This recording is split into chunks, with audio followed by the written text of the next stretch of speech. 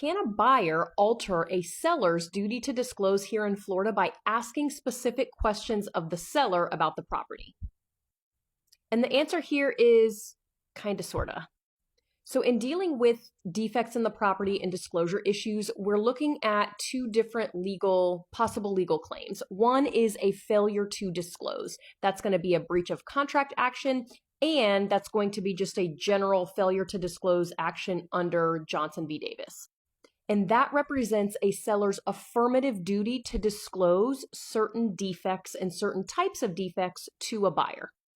However, if a seller is asked specific questions about the condition of certain aspects of the property and they fail to answer those questions truthfully and fully, that brings us into fraud land. So there's a separate cause of action that is commonly used in these types of cases called fraud in the inducement, which means that the seller either made a material misrepresentation, so the seller lied about something material, or a material omission.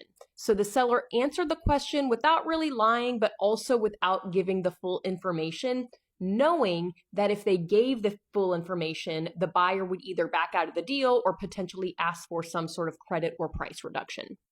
Now, a seller is not required to answer any of the buyer's questions if we're using the as-is contract, and a failure to respond is not going to create a cause of action for fraud. Where sellers get in trouble is they respond and they either don't respond with the full picture or they don't respond truthfully.